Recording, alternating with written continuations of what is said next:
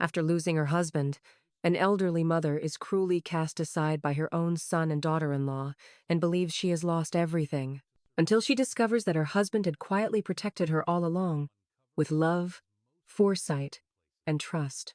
This is a journey from heartbreak to freedom, from being discarded to reclaiming control of her life. Before we dive into all of this, let us know in the comments where you're watching this video from. Connecting with viewers across the world is a huge source of inspiration for us.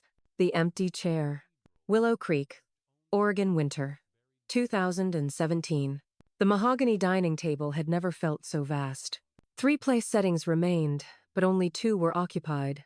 Evelyn Parker sat at one end, her hands trembling slightly as she passed the mashed potatoes to her daughter-in-law, Vanessa. Across from her, her son Brian sat silently, eyes fixed on his plate like a man already halfway out the door. The third chair, the one at the head of the table, was empty. It had only been a week since Evelyn buried Henry, her husband of 32 years. 7 slow, dreamless days since she'd stood at the cold edge of his grave while the wind whipped through Willow Creek Cemetery, carrying away the last warm breath of her old life.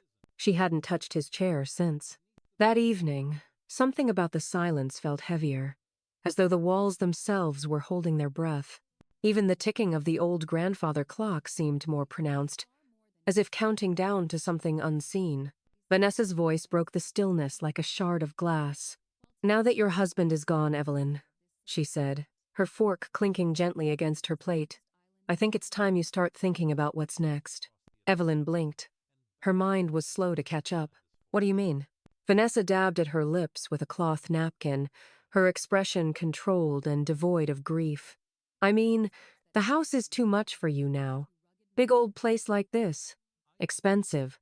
Hard to manage. It's not practical for someone your age to keep it up." Ryan cleared his throat but said nothing. He had that same familiar, uneasy look she'd seen on him as a boy when he'd broken a window and waited for someone else to confess. Evelyn set her fork down. "I've lived here most of my life," she said softly. "Henry and I bought this house when Brian was still a toddler. We planted the maple tree in the front yard together. We rebuilt the porch after that bad winter in 2098. This is my home." Vanessa smiled, a cold, courteous expression that had no warmth in it. "Sweetheart," she said, her voice dripping with forced sympathy, "memories don't pay the heating bill. Brian and I think it's best if you look into one of those senior communities. You'd be around people your age. They have activities and shuttle buses, you know. It would be good for you." Evelyn turned to Brian, pleading for some hint of disagreement. Some flicker of the boy she'd once raised. The one who used to leave her daffodils in a juice glass on Mother's Day. But Brian only nodded. "Vanessa's right, Mom. It's too much house. And," he hesitated, "we've been thinking of starting a family. This place would be perfect for kids." The implication landed like a blow. Not only did they want her out, they wanted her house. The home she and Henry had built, painted, loved, suffered in. The home where she held her baby boy for the first time. The home where she nursed Henry through pneumonia. The home where she'd said goodbye to him just a week ago. "This was your father's house," Brian added, almost like an afterthought. "He left it to the family. And now it's time to be practical." Evelyn felt her breath catch, like she'd stepped off a curb she didn't know was there. "I see," she whispered, though she didn't. "Not really." Vanessa stood, her tone suddenly brisk. "We can help you start packing this week. 2 weeks should be plenty of time to find something else." 2 weeks. 32 years of marriage, reduced to a 2-week notice. Evelyn stood slowly, pressing a palm to the edge of the table for balance. Her heart thudded not with fear, but with something older, something more familiar. She didn't cry, didn't yell, didn't ask why. Instead, she climbed the stairs to the bedroom she had shared with Henry, where the air still smelled faintly of his cologne, and his reading glasses remained on the nightstand untouched. She sat on the edge of the bed and stared at her reflection in the mirror. The woman looking back at her had silver hair pulled into a bun that had come slightly undone. Her blue eyes, once sharp, looked dulled, like river stones smoothed by decades of flowing water. But beneath the shock, beneath the grief, Evelyn felt something shift. A a quiet click of something falling into place. Henry had always handled the finances. She'd trusted him, leaned on him, but Henry had also been a planner, a thinker, a man who once kept copies of every single tax return since 1985, organized in color-coded binders. She remembered the way he'd smiled sadly, almost apologetically when he asked her to sign a few standard papers about 5 years ago. She hadn't thought much of it then, but now, tomorrow, she would go to the bank. She needed to know what Henry had left behind and to whom. Because if Brian and Vanessa thought they could erase her from the picture without consequence, they might be in for a surprise. The next morning, Evelyn dressed with deliberate care. Not out of vanity, those days were long past, but out of something she hadn't felt in weeks. Intention. She chose a wool coat Henry had given her 2 Christmases ago, lined in soft flannel. The navy matched her eyes. As she buttoned it, her fingers lingered on the small tear near the pocket, a place where Henry's thumb had caught once while helping her out of it. She left the house alone, without telling Brian or Vanessa. Let them think she was running errands or taking a walk to clear her mind. For the first time in days, she didn't feel like a guest in her own life. Willow Creek streets were quiet, softened by a blanket of early snow. The bank sat on the corner of Main and Rosewood, a squat red brick building that had barely changed in 30 years. The same bell chimed as she stepped inside, and behind the desk sat a woman Evelyn hadn't seen in some time. "Evelyn Parker," said Marjorie Taylor, blinking in surprise. "Goodness, I'm so sorry about Henry. He was one of the good ones." Evelyn managed a thin smile. "Thank you, Marjorie. He thought highly of you, too." Marjorie motioned her to a small, glass-walled office off the main lobby. It smelled faintly of printer toner and peppermint. "What can I help you with today?" "I need to understand." "Well, everything," Evelyn said. "Henry handled our finances. I know almost nothing about what we had, or have." Marjorie nodded slowly. "Of course. Let's pull up your profile." She turned to her computer, her fingers tapping briskly. Evelyn sat still, purse folded in her lap, every nerve quietly buzzing. After a minute, Marjorie's brows rose. "Well," she murmured, "there's more here than I expected." "More?" Marjorie clicked through several screens. "Let's start with the basics. There's the joint checking account. You knew about that one?" Evelyn nodded. That was the one they used for groceries, bills, and holiday gifts. "There's also a savings account in both your names. And here's where it gets interesting. There are several accounts listed under your name alone. 2 CDs, a money market account, and a trust." Evelyn blinked. "A trust?" "Yes, opened 5 years ago. It's labeled Henderson Construction Trust. Does that sound familiar?" The words hit her like wind through an open door. Henderson Construction was Henry's business, but he sold it when he retired. That's what he told me. Marjorie gave her a measured look. According to these records, the business was restructured, not sold. Ownership was transferred to the trust, and you, Mrs. Parker, are the sole beneficiary. Evelyn's lips parted, but no words came. Marjorie stood and went to the printer.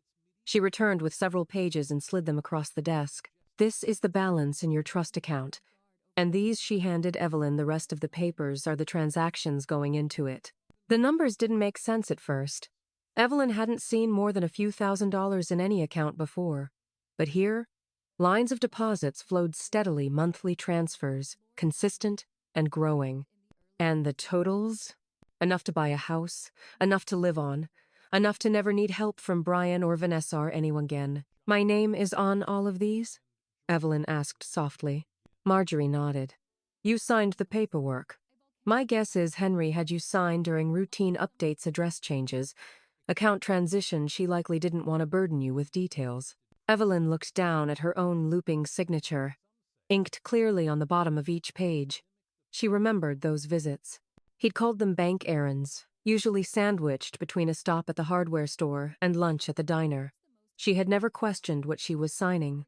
Henry hadn't lied. He'd just planned, quietly, carefully. "Mrs. Parker," Marjorie said gently, "Henry built this to protect you. This was intentional." A hush settled over the room. Outside the window, snow flurried against the glass. But inside, Evelyn felt a new kind of stillness.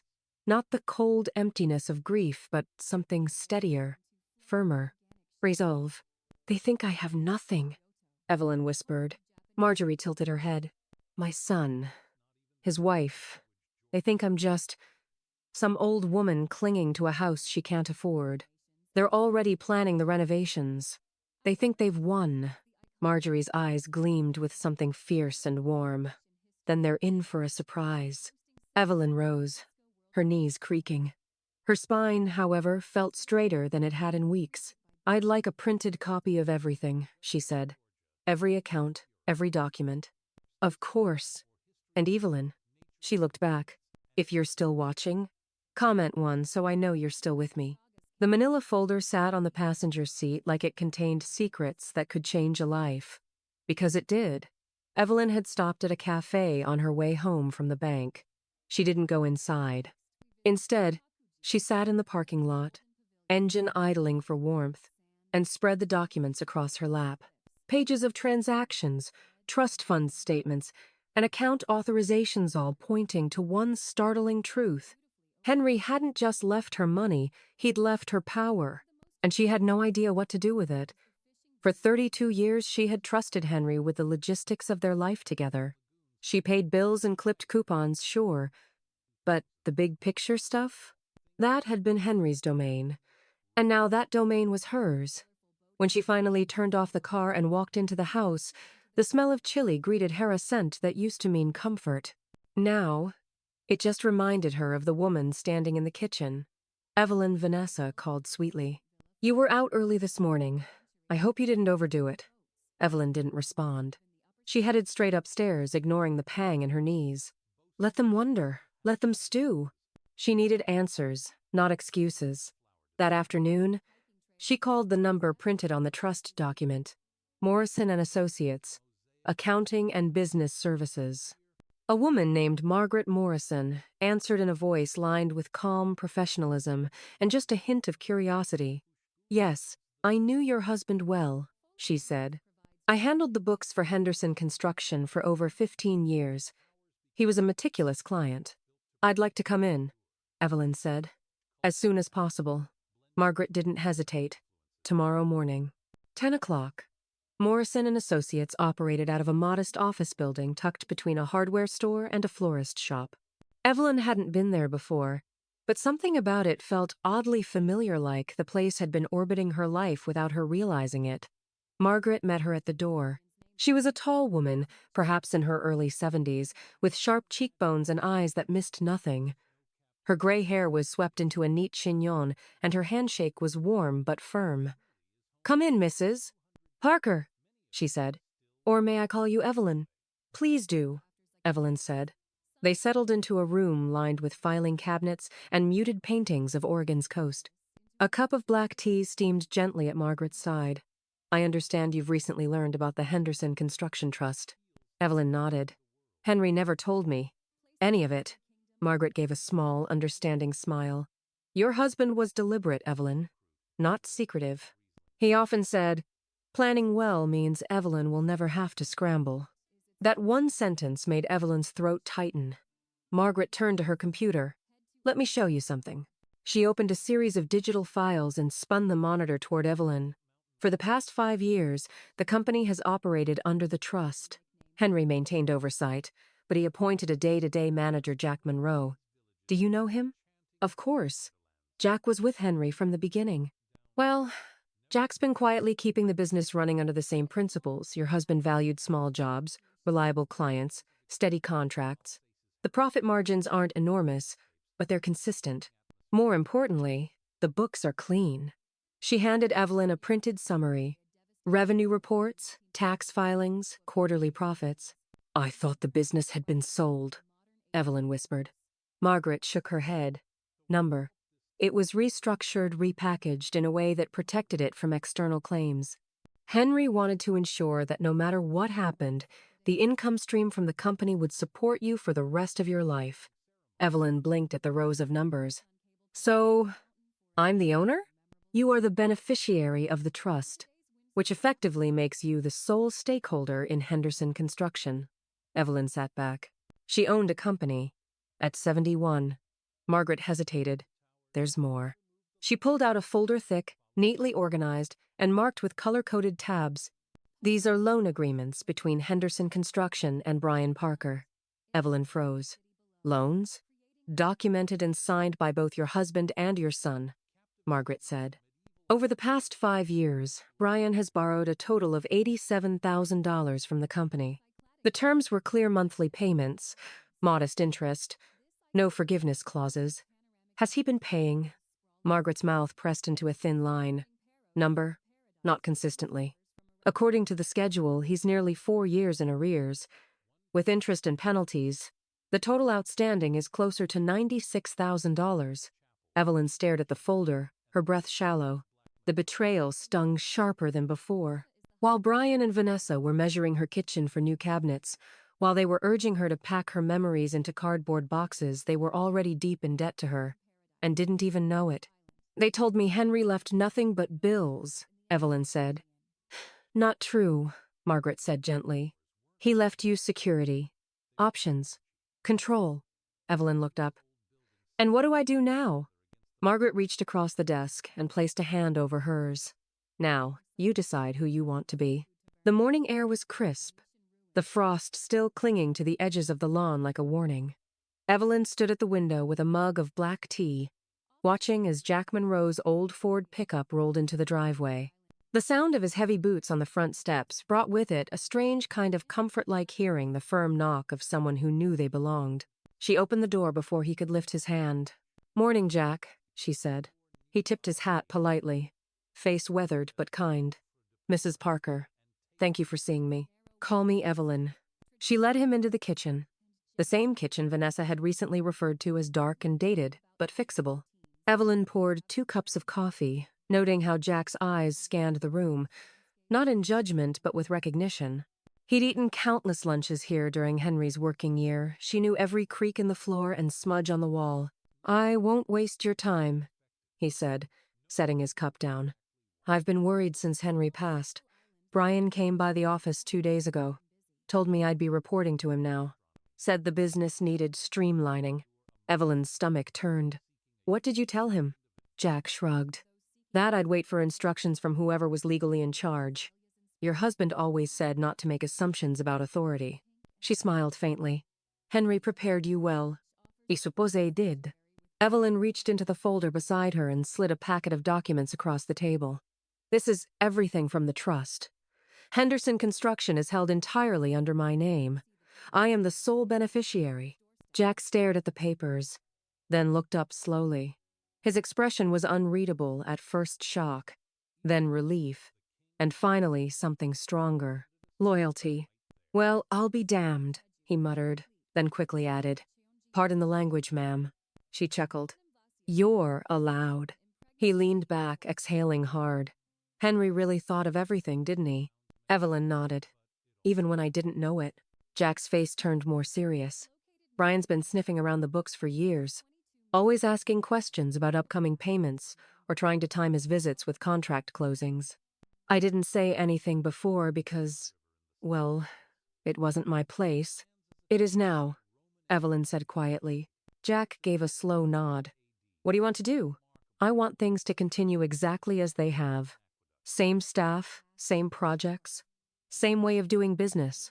Henry believed in steady growth and loyalty. So do I. Jack grinned. You got it, boss. Just then, the crunch of tires on gravel snapped their heads toward the window. A silver Honda SUV was pulling into the driveway Brian's car. Evelyn's heart tightened, but not with fear. This was different. This was anticipation.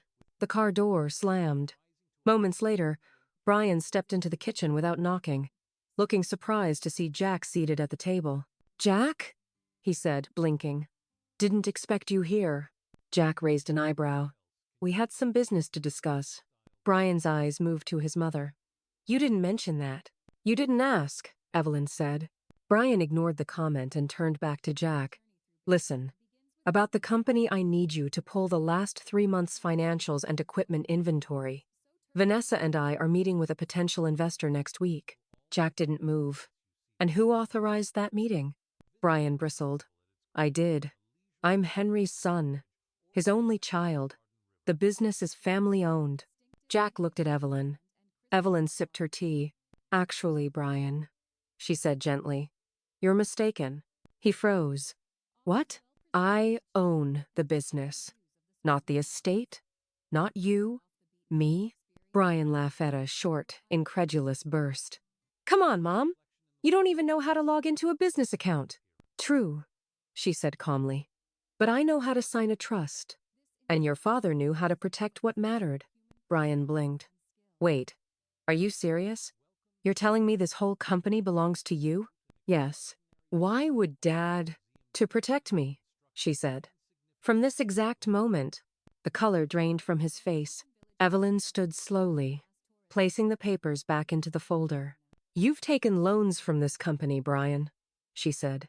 Thousands of dollars. With signatures, with interest, all documented. You didn't think we kept records? Brian's mouth opened, but no sound came out. I've seen the totals, she continued. You're nearly $100,000 in debt, and this time, you can't smile your way out of it.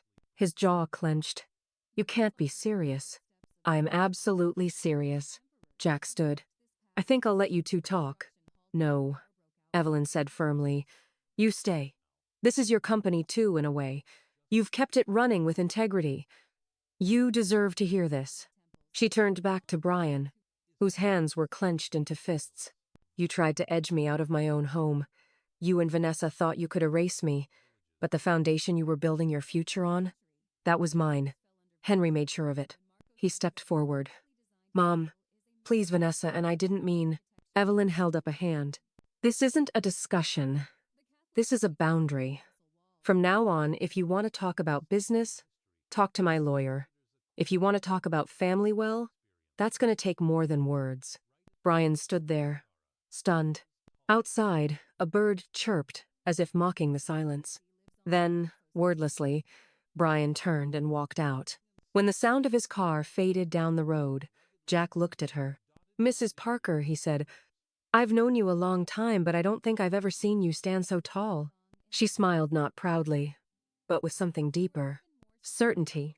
The knock came at 7 a.m., not the hesitant tap of a visitor, not the polite, rhythmic knock of a neighbor.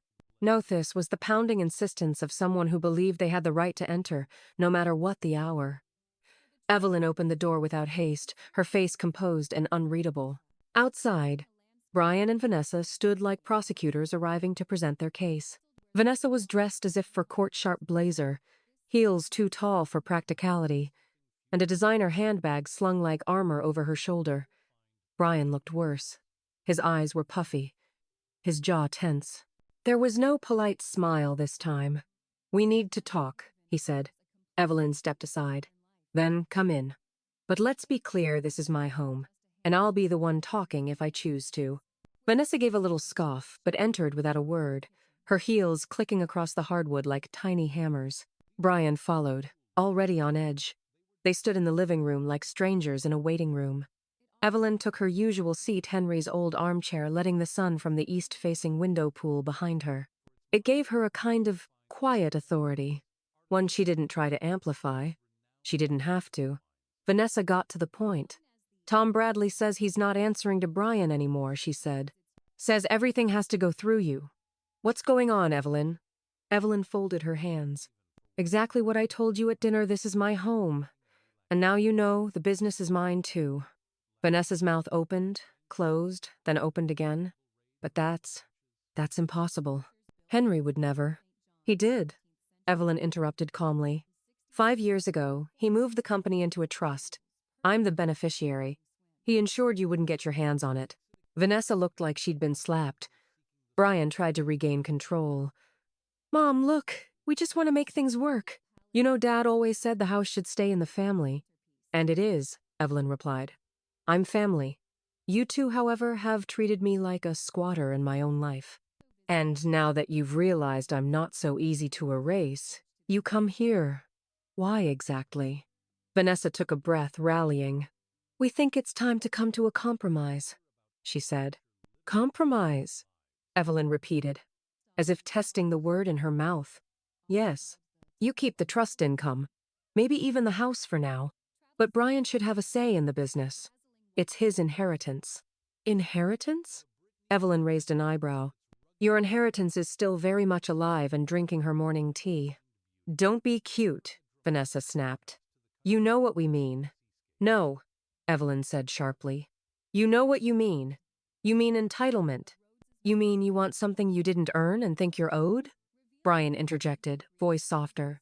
Mom, Dad always wanted to help us. He gave me loans. And you never paid them, Evelyn cut in. Never once kept to a schedule, never even thanked him properly. You treated him like a safety net, and me like a burden. That's not fair, he muttered. No? She opened the folder on the coffee table, the one she'd placed there before they arrived. Here are the loan documents. Amounts, dates, missed payments. As of last month, you owe the business $96,000. Vanessa's face drained of color. That can't be right. You thought Henry was too kind to collect. And you were right. He was. But now he's gone. And I will collect. Brian stepped forward, his voice rising. You're destroying this family over money? Evelyn looked at him, long and hard. No, Brian, you destroyed this family the night you smiled while your wife told me to pack my bags. You chose your comfort over your conscience. Don't blame me for standing up when you expected me to disappear. Vanessa's composure cracked. You don't know what you're doing. You don't have a business degree. You've never managed anything like this. I raised a son and ran a household for 30 years, Evelyn said, her voice low but ironclad. I stretched a teacher's salary and a construction income through 2 recessions. I survived grief and silence and being pushed aside in my own home. If I can survive all that, I can certainly manage a business. Silence. You'll regret this, Vanessa hissed, grabbing her purse. Brian lingered, eyes flicking from the folder to his mother. Mom, please. Don't do this. We can work something out. I'm not doing anything to you, she said. I'm simply refusing to let you do it to me. As they turned to leave, Evelyn stood. Oh, and one more thing, she called after them. You'll be hearing from my lawyer about the debt. Vanessa didn't look back, but Brian did, and what Evelyn saw in his face wasn't anger or hatred. It was fear, real fear for the first time. He understood that she held all the cards.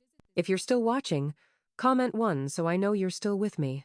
The kettle whistled gently as Evelyn poured hot water into her favorite porcelain mug, the one with faded blue hydrangeas Henry had given her on their 20th anniversary.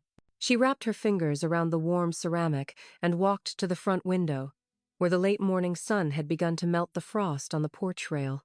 It had been 3 days since the confrontation. No word from Brian. No texts, no calls, not even a fake cheerful voicemail pretending none of it happened, which was just as well. Evelyn had things to do.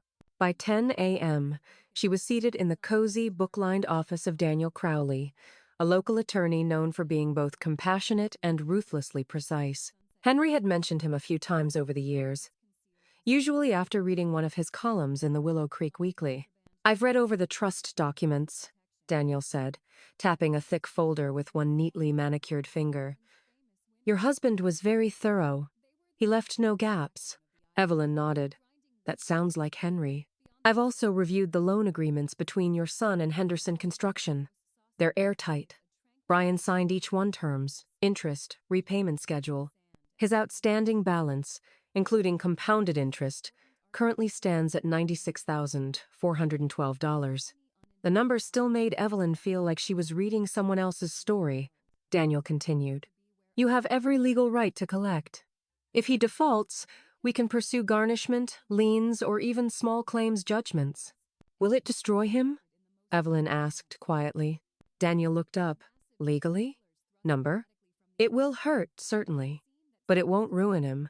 Financially, he'll recover. Emotionally? That depends on how much pride he's built on assumptions. Evelyn nodded. I don't want to punish him. I just want boundaries. For once. Daniel sat back, studying her. Can I ask something more personal? Of course. Why now? What changed? Evelyn sipped her tea. The warmth steadied her. My husband spent 30 years trying to shield me from the world's cruelty, she said. He handled the bank, the bills, the business so I didn't have to. And for a long time, I thought that was love. But now, I see the real gift wasn't protection, it was preparation. Daniel nodded thoughtfully. Evelyn leaned forward. Henry didn't leave me defenseless. He left me equipped. I just didn't realize I was allowed to use what he gave me. You're using it now, Daniel said. Yes, she said softly. Yes, I am. That afternoon, Evelyn returned home to find Jack Monroe waiting on the porch, holding a paper bag and a sheepish smile. I brought pie, he said. Ruth made too many again. You're just trying to earn points with the new boss, she teased. Is it working? Come inside. They sat at the kitchen table, now free of clutter since Evelyn had cleared away the boxes Brian and Vanessa had started using for pre-staging. She cut 2 slices of the apple pie and set them on ceramic plates that hadn't seen daylight in years. Jack took a bite and sighed. Still warm. That woman could win state fairs. Evelyn smiled but said nothing, her thoughts still wrapped around loan documents and trust assets. Jack set down his fork. You okay? She looked at him, really looked, and realized she hadn't been asked that question in a sincere tone in quite some time. I'm steady, she said. Not okay yet, but steady. Good, he said, then added. You've got more strength than most people I know. She shrugged. Took me 71 years to realize it. Jack's eyes softened. Better late than never. Later that evening, Evelyn sat at Henry's old desk in the study now, her study. The wood smelled faintly of cedar and memory. She opened the drawer where he used to keep his ledgers and found his handwriting still present in the margins of old notebooks. Neat, blocky script with notes like, call Jack about porch job and don't forget Evelyn's tea blend store near bakery. She ran a finger over the ink, tears rising unexpectedly not out of sorrow, but something closer to gratitude. He had always known. Even when she hadn't, Evelyn opened a blank notebook and began writing her own notes. To do? Meet with Margaret. Accounting. About business restructuring options. Finalize payment demand letter with Daniel. Open new personal checking account under trust. Cancel real estate appointment. Vanessa scheduled. Order new mailbox key. Brian still has a copy? Find time to breathe. She paused at that last line, pen hovering, then underlined it, twice. At dusk, she took her tea out to the porch. The lights inside glowed gently behind her, and for the first time in weeks, she wasn't dreading nightfall. A car passed slowly down the street, then another. Quiet returned. And in that quiet, Evelyn understood something simple but profound. She didn't need to fight to belong anymore. She already did. Not because someone allowed her to, but because she had claimed her place. The wind coming off Willow Creek Lake had a particular smell this time of year, damp earth, pine needles, and something faintly metallic that Evelyn could never quite name. It was the scent of late winter sliding toward spring, the kind of transition she used to mark with a new pair of gloves or the changing of porch flowers. Today, she marked it with a haircut. Nothing dramatic, just a few inches trimmed, the silver strands now framing her face more neatly. Her stylist, a woman half her age with a kind heart and a mother in a similar situation, had offered it with a knowing smile. Sometimes a small change on the outside helps you remember what's shifting on the inside. It was true. Evelyn walked out of the salon and into the early afternoon light feeling not younger but clearer. She was about to head home when she decided on impulsetto stop by the Willow Creek Cafe. She hadn't been there since before Henry died. It was their Sunday place. 2 coffees, 1 slice of berry pie, and always the corner booth. She didn't intend to stay long, but as she stepped inside, a voice behind her stopped her cold. Evelyn Parker? She turned. Standing there, holding a to-go cup and looking both exactly the same and somehow entirely different, was Joseph Green. Her heart stumbled. He was older now, of course, his dark hair, mostly gray, lines etched around his eyes. But those eyes were unmistakable. The same steady gaze he had offered her in high school when she was dating Henry, and he was just the quiet friend who always walked beside her between classes. Joseph, she said. unsure if she was smiling or holding her breath. Good heavens. I haven't seen you since, well, since forever. He laughed. 28 years at least. I moved back last year after retiring. Bought my aunt's old place on Maple Lane. Evelyn blinked. I thought you were in Seattle. A doctor, wasn't it? Still am, technically. But now I mostly grow tomatoes and lecture my niece about sunscreen. She laughed softly. It felt strange. Good strange. Joseph tilted his head. Sit with me? Just for a few minutes? Unless you've got somewhere urgent to be. She hesitated, then nodded. They took a booth near the window, her old booth with Henry.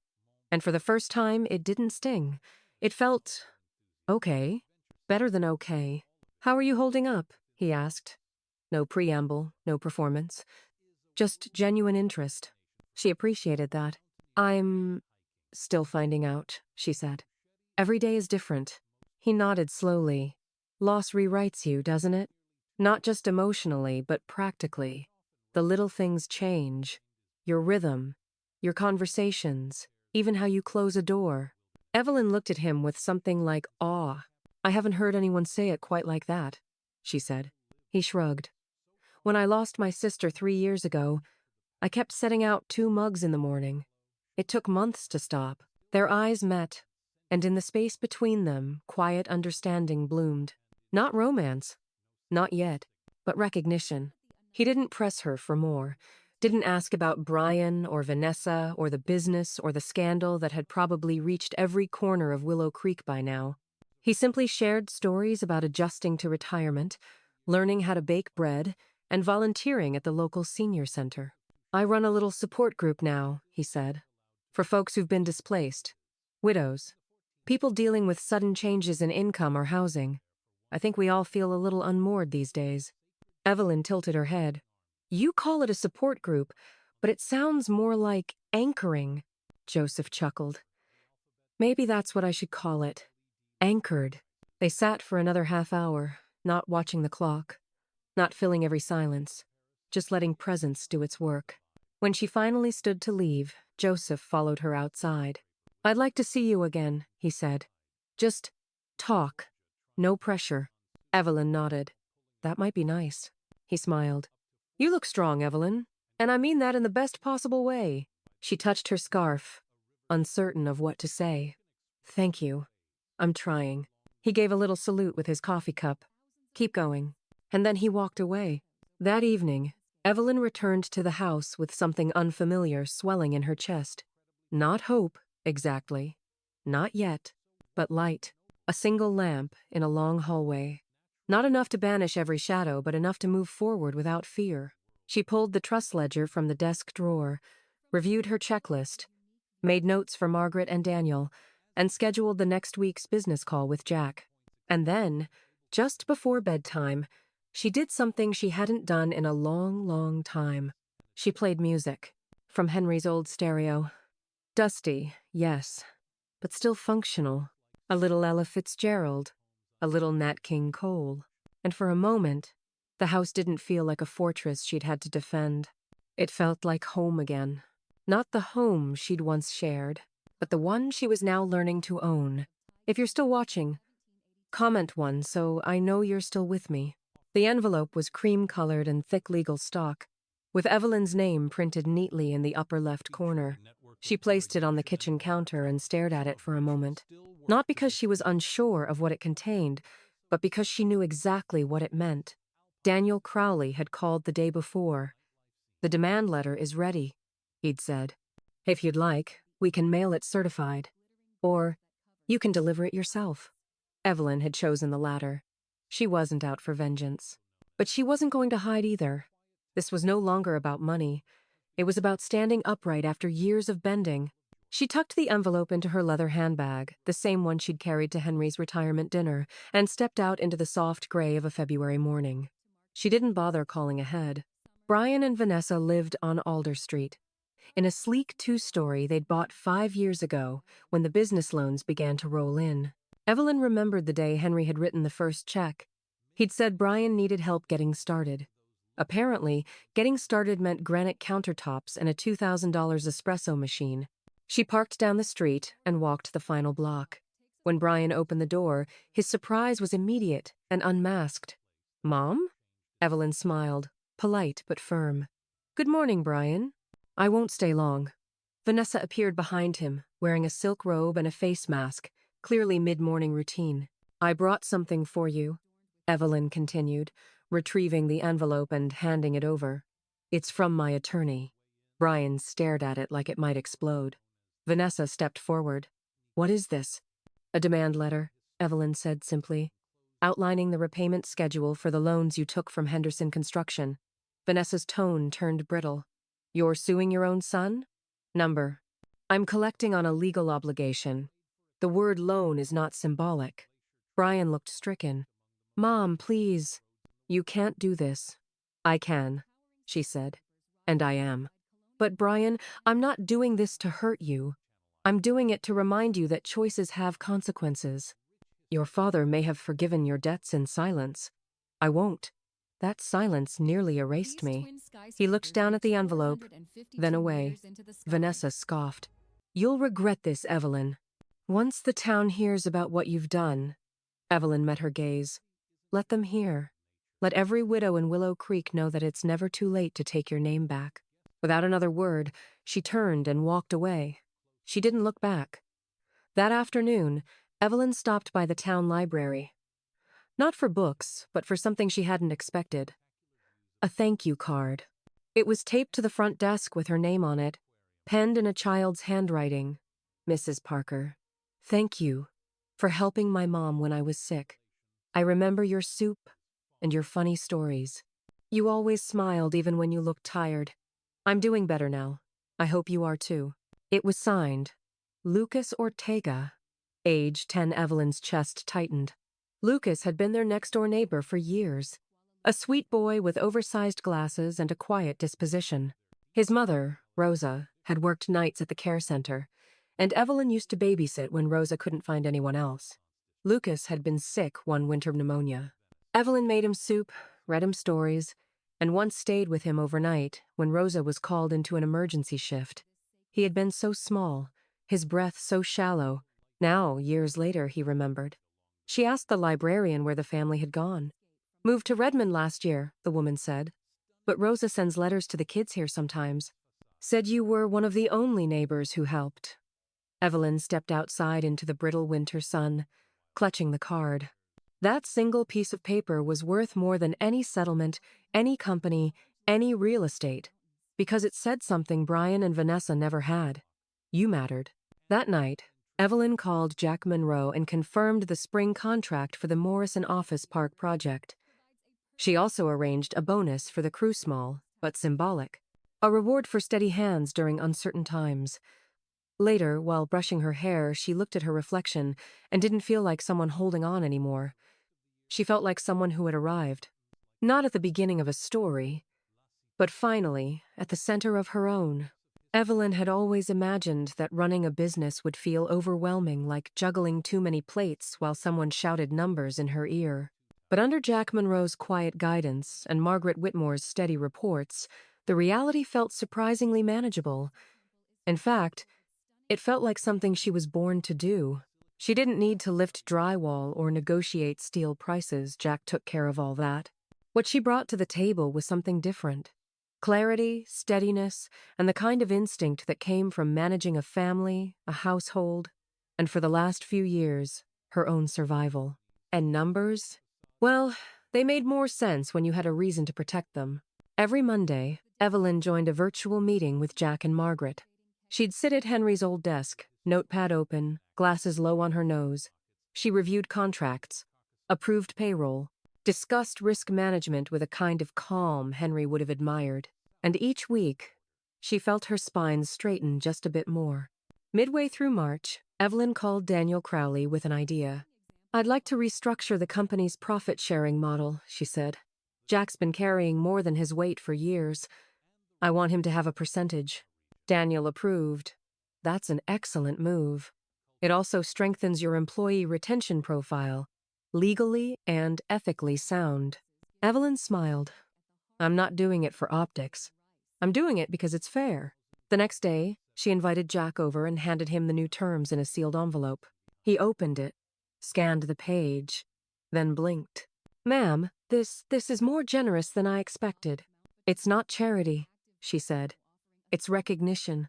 He didn't speak for a long moment, then finally murmured, "Henry would be proud of you." "I hope so," Evelyn replied. Later that week, she stood in the doorway of her bedroom, a moving box at her feet.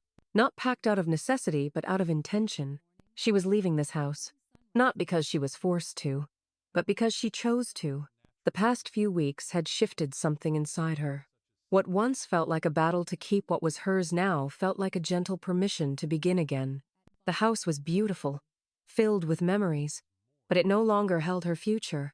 She had one more piece of paper to sign before it was official: the deed transfer for the Mendocino cottage, a property Henry had quietly purchased 3 years before through the Henderson Trust. Margaret had found the documentation 2 weeks ago, along with a handwritten note tucked between bank forms, for Evelyn when she's ready for ocean air and no schedule but her own. He had never shown it to her, but he had made it real. One Saturday afternoon, she met Joseph Green again. They sat at a sunny corner table in the cafe, a shared pot of tea between them. "You seem lighter," he said, after their second cup. "I'm choosing peace," she said.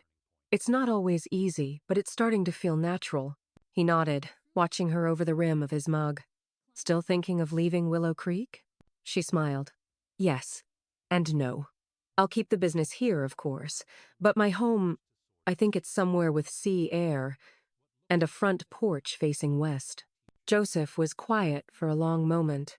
Then he said, "Do you need someone to help you carry boxes?" Evelyn laughed, truly laughed. It wasn't a yes, but it wasn't a no either. That evening, she started packing in earnest. Not just the furniture and dishes, but the little things. The letters Henry wrote her on yellow legal pads, the cookbook with his scribbled edits, the pressed flowers from their anniversary trip to Crater Lake. She wasn't taking everything, just what mattered. The rest she donated. As she worked, she found a small framed picture tucked in the back of a drawer. It was her and Henry at their first house, sitting on a crate, holding takeout boxes and laughing like children. She placed it gently into the keep box. Some beginnings were worth holding on to. The sound of waves was different here. In Willow Creek, everything had been surrounded by trees and wind whispers of pine, the rustle of leaves brushing against weathered siding. But in Mendocino, the ocean spoke in rhythm. Soft, steady, unavoidable. Evelyn stood on the small deck of her new cottage, mug in hand, breath rising in the crisp morning air. Below the cliff, sea foam lapped against the rocks. The sky was a patchwork of silver and pale blue, sunlight filtering through like old linen. It was her third morning here. The movers had come and gone.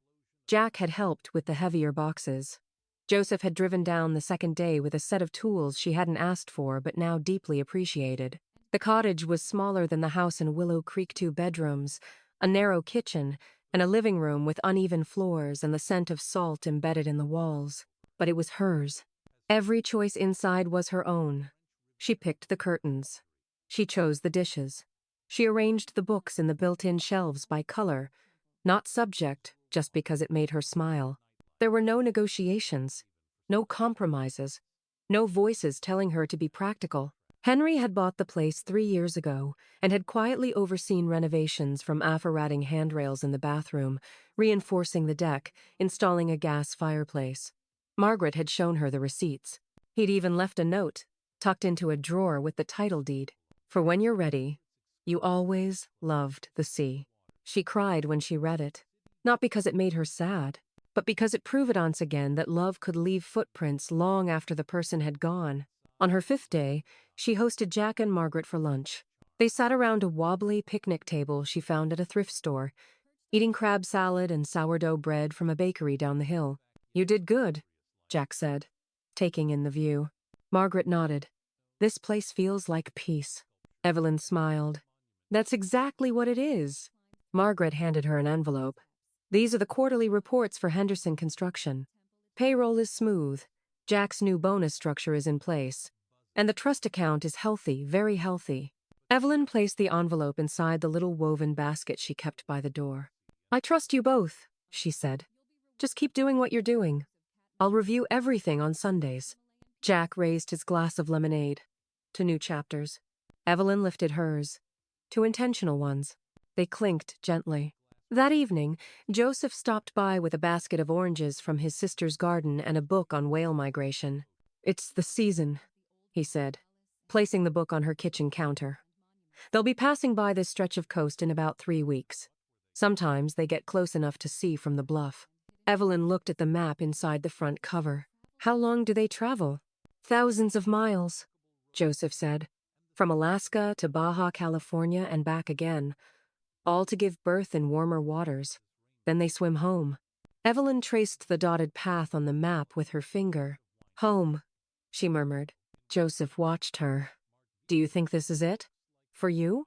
She thought about that for a moment, then nodded. Yes. Not because it's where I ended up, but because it's where I chose to begin again. He smiled. Then you're already farther along than most. Before he left, he asked if she'd like to come to a small dinner next week, just a few locals, nothing formal. She agreed, surprising herself. Not out of politeness, but because she wanted to? That night, as the stars began to appear beyond the glass panes of her bedroom window, Evelyn sat cross-legged on the edge of her bed, reading the whale book. A sentence on the last page caught her attention. Whales carry generations of memory in their roots uncharted but deeply known. They return not by sight, but by feeling. She closed the book, leaned back into the pillows, and smiled. That's what she had done. She hadn't followed signs or coordinates. She had followed instinct. Pain, love, loosened, ended up exactly where she needed to be. The ocean continued its rhythm outside. A lullaby, a declaration, a homecoming. If you're still watching, comment 1 so I know you're still with me. The courthouse was smaller than Evelyn expected. A single-story building with weathered siding, surrounded by tall eucalyptus trees. The courtroom itself held just 4 rows of pew-like benches, a judge's bench, and a long table for each side. No jury, no audience, just the facts. Wade sat across the room with his lawyer, wearing a blazer that didn't quite fit and a face that seemed both defiant and defeated. Romy was absent. According to Margaret, she had decided to stop participating in the process after her name was removed from all future business communications. I'm not going to beg your mother for money, she'd reportedly said. And she hadn't. Now it was just Wade tired. Thinner, and wearing the weight of responsibility for the first time in his life. Evelyn's attorney, James Patterson, reviewed the documents one final time and whispered, "Everything's in place. This is just a formality." Evelyn nodded. "Let's get it done." The judge called the session to order. The matter at hand. Enforcement of the debt settlement between Evelyn Henderson, sole beneficiary of the Henderson Construction Trust, and Wade Henderson, named debtor for $96, 0-inch outstanding loans. It was quick. The judge confirmed that Wade had signed all relevant agreements voluntarily, that legal counsel had been provided, and that no evidence of coercion or impropriety had been found. The ruling was simple. The agreement would stand. Garnishment was authorized in the event of missed payments. The gavel struck. The session ended. Wade didn't move. Evelyn rose slowly, gathered her purse, and turned to leave. "Mom, wait." His voice stopped her. She turned back. He stood up but didn't approach. "I know you think I don't deserve forgiveness," he said. "And maybe I don't. But I wanted you to hear me say it. I'm sorry. For all of it. For believing Romy. For letting you carry the weight. For assuming you'd always be there no matter what." Evelyn studied him for a moment. Her son. Her boy. Still in there, under the years of entitlement and distance. "I don't hate you, Wade," she said gently. "But I also don't owe you my trust. That's something you'll have to earn." He nodded slowly. "I'll keep paying. I'll make it right. Someday." "Then let's see who we both are." "Someday," she replied. Back in Mendocino, the fog rolled in early. The ocean sounded closer than usual, as if leaning in to listen. Evelyn curled up on her deck chair with a blanket and a cup of tea, watching the mist blur the edge of the cliffs. She had spoken her truth. She had stood her ground. But more than that, she had discovered something unexpected, that justice wasn't the end of a story. It was a clearing. A chance to choose the next step with clarity. Her phone buzzed. A message from Margaret. Quarterly profits posted. 7% higher than last cycle. Also, Joseph says the whales have been spotted. Look to the north, around 6 a.m. Evelyn smiled. She set an alarm. The next morning, just before dawn, she stood by the bluff wrapped in Henry's old cardigan. And there they were, 3 whales. Graceful shadows rising and falling through the water, traveling together without haste. No signs, no words, just memory, just instinct, just forward. 6 months passed, then 9, then a year. Time didn't erase anything, but it softened the edges of grief, of memory, even of betrayal. Evelyn no longer counted days. She counted gardens blooming, letters received, quilts completed, whale sightings, coffee dates with neighbors who'd become friends. And of course, every Friday, the call from Tom. "Henderson Construction is still in good shape, ma'am," he always said. "And we've added 2 new apprentices. Your husband would have liked that." Each Friday, she smiled and told him what flowers were blooming outside her window. She'd stopped watching the house in the city, stopped wondering if Wade would ever pay early. She simply lived. One Wednesday morning, while sipping coffee at the bistro in Mendocinoth, one that always saved her the table by the window, young woman approached her cautiously. "Excuse me, are you Mrs. Henderson? I saw you speak at the women's group last fall."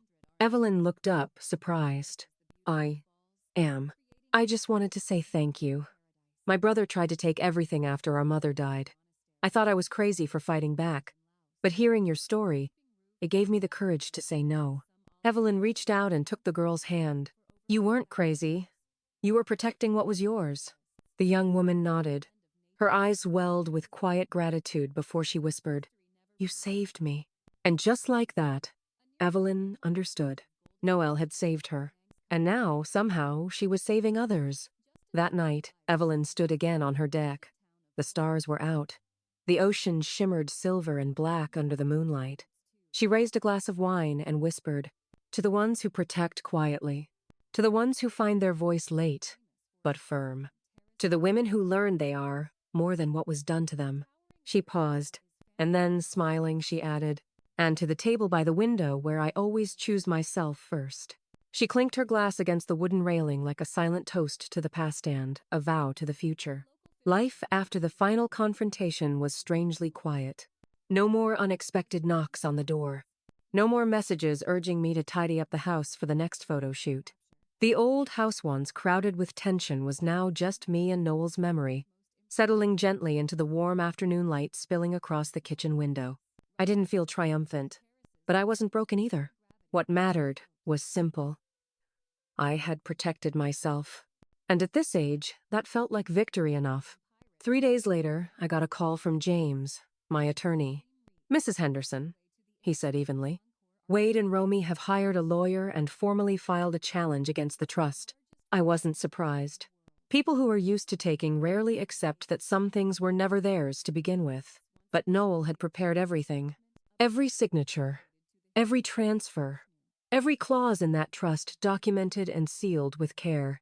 James had already sent copies to their attorney's office before the challenge even arrived. The other side received the files and fell silent. In the weeks that followed, I didn't hear from Wade except for one short call on a quiet Friday night. "I don't understand why you're doing this, Mom," he said. His voice was low, cold. I answered simply, "Because once, I didn't choose anything at all and nearly lost everything." Life went on. I began moving a few things into the little seaside cottage in Mendocino, the one Noel had quietly bought and left for me. It was modest, with a balcony facing the ocean and a kitchen full of sunlight. The house didn't feel lonely.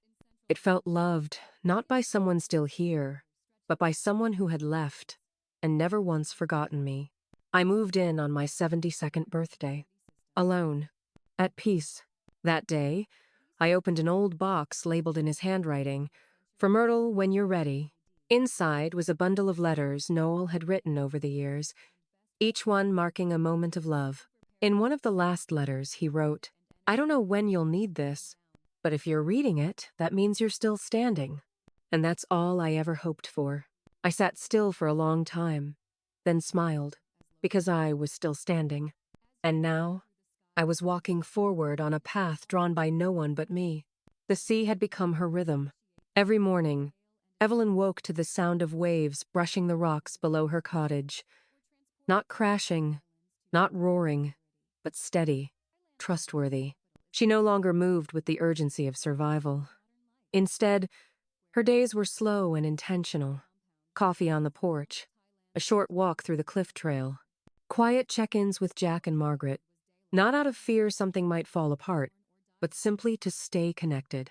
One afternoon, a small envelope arrived in her mailbox. It was from the Women's Resource Center in Fort Bragg. Inside was a handwritten invitation. Would you consider speaking at our spring gathering? Your story gave us hope. It deserves a wider voice. Evelyn read it twice. A year ago, she would have declined. Polite, distant, invisible. Now, she picked up the phone and called the number. I'd be honored, she said. That April, Evelyn stood in a modest church hall, facing 30 women of all ages. Some were young mothers with tired eyes. Others were silver-haired, strong-backed women who reminded her of herself. All of them quiet, waiting. She didn't read a speech. She didn't need to. I used to believe that kindness meant silence, she began. That love meant letting things go. But I've learned that silence can invite harm. And love, real love, sets boundaries. She told them about Noel, about the house, about the business. But more than that, she told them how it felt to reclaim her name, her choices, her peace. And when she finished, the room was still. Then one woman stood. Then another. And another. They didn't clap. They reached for her. Joseph visited more often now. He never pressed, never asked for more than she offered. He helped her fix the loose step on the porch, brought fresh tomatoes from his sister's garden. Once, he left a note in her mailbox that simply read, "Wales coming back next week. Thought you'd want to know." He always signed with a J. One morning, as they stood side by side watching the sunrise, Joseph spoke quietly.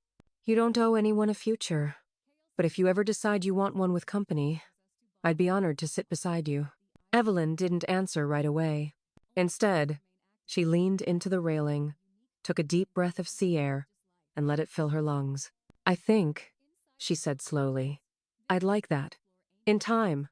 He smiled. No rush. And there wasn't. She had all the time she needed. That evening, she lit a candle at her windowsill, not out of grief, but as a beacon, to herself, to whatever would come next.